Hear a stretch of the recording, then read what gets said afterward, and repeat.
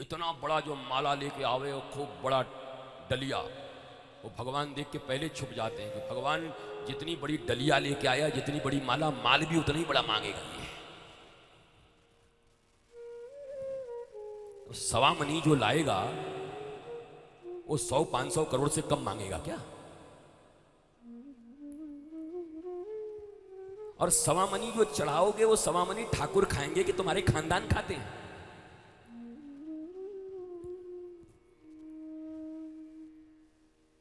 देवनहार कोई और है, भेजत है दिन रैन, लोग भरम हम पे करें, या सो नीचे नैन। देवनहार कोई और है, देवत है दिन रैन, लोग भरम हम पे करें, या सो नीचे नैन। खान खाना रहीम बोले भैया जब तुम बांटते हो तो आंखें नीचे करके क्यों बांटते हो, दान देते हो? छाती ऐसे फुलानी चाहिए। यहां तो एक कंबल बांट करके 500 फोटो खिंचवा के डालते पेपर में, और तुम आंखें नीचे करके देते हो। तुम भी तो जरा ऐसे छाती फुलाओ। हमारे वृंदावन में या कहीं भी तुम असली बांटने वाले को देखोगे तो 12-2 बजे रात में निकलते हैं। 2 बजे रात में ठंडे में सोए हुए लोगों को कंबल उड़ा के, उसको भी पता न चले कि किसको उड़ाया, किसने उड़ाया, उसको दान कहते। तो ठीक है, बांट के प्रचार करते हो तो लोगों को शायद प्रेरणा मिलेगी, उससे करेंगे, इसकी भी निंदा मैं नहीं करता। पर तुम्हारा तो बेड़ा गर्क है, बस इतना ही समझो। तुम्हारे मन में अगर अहंकार और प्रचार है, अगर भावना ये है कि हे प्रभु मैं इसलिए इसको छपवाया हूं कि लोगों में देने की प्रवृत्ति बढ़े, क्या ये सही है नाथ? अगर दिल, अपने दिल की हालत तुमसे ज्यादा अच्छा कोई नहीं जानता होगा।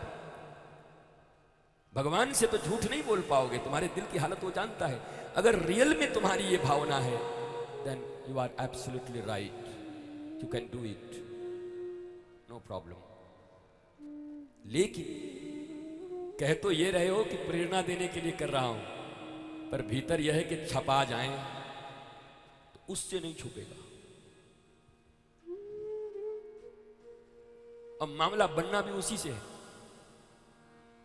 ये लोग नहीं बना पाएंगे तुम्हारे हमारे मामले को। मामला बनाएगा तो वही बनाएगा, और बिगाड़ेगा भी तो वही बिगाड़ेगा। रातों रात बिगाड़ देगा और रातों रात बना देगा मामले को। इतना तो पक्का है भैया, इसमें तो दो मत नहीं। ये जो पांडाल इत्यादि बनते हैं, इसकी सफलता ये है कि आपके भीतर प्रज्ञा उठे, प्रज्ञा जगे। 10, 20, 25, 30, 40, 50, 60 साल उम्र हो गए, अब जाने वाले हो, उसके पहले प्रज्ञा जग जाए, प्रज्ञावान हो जाओ। इसके लिए कथा अरेंज किया गया है। इसके लिए नहीं कि यहां कितना भीड़ हुआ, कितने लोग आए, कौन कौन लोग आए, ये सब कोई सफलता नहीं भैया। This is not success. The real definition of success, do you know?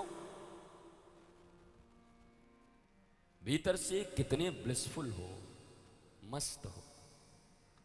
जो जितना मस्त है वो उतना ही सक्सेसफुल और सफल है, और जो जितना अस्त व्यस्त है उसके पास कुछ भी हो तो कौड़ी का आदमी है महाराज। मस्ती है कि नहीं भीतर की? मुझे मेरी मस्ती कहां लेके आ, वो मस्ती चाहिए। मेरी मस्ती पता नहीं मुझे कहां लेके आई, मौज चाहिए।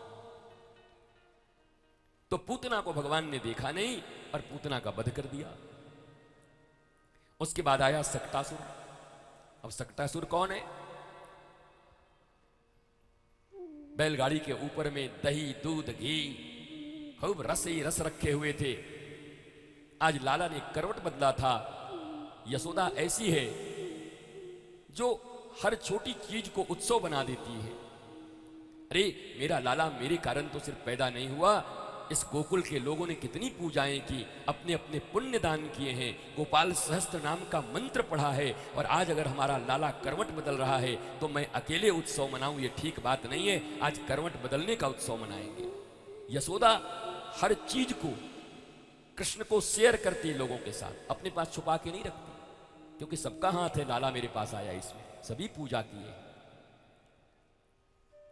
भगवान श्री राम का जन्म यज्ञ से हुआ, और विश्वामित्र जी जब दशरथ जी से मांगने पहुंच गए कि भैया राम जी को दे दो हमारे यज्ञ को खरमंडल, धन ले लीजिए, दौलत ले लीजिए, अयोध्या ले लीजिए, बेटा मत मांगिए। वशिष्ठ जी आए, बोले इधर आ, एक बार भूपति मन माही भय गलानी मोरे सुत नाही, जब नहीं था तब कहां गया था?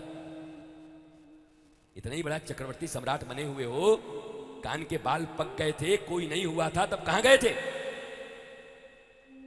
तो गुरु गृह गए तुरंत मही पाला। और गुरु जी ने क्या कहा था?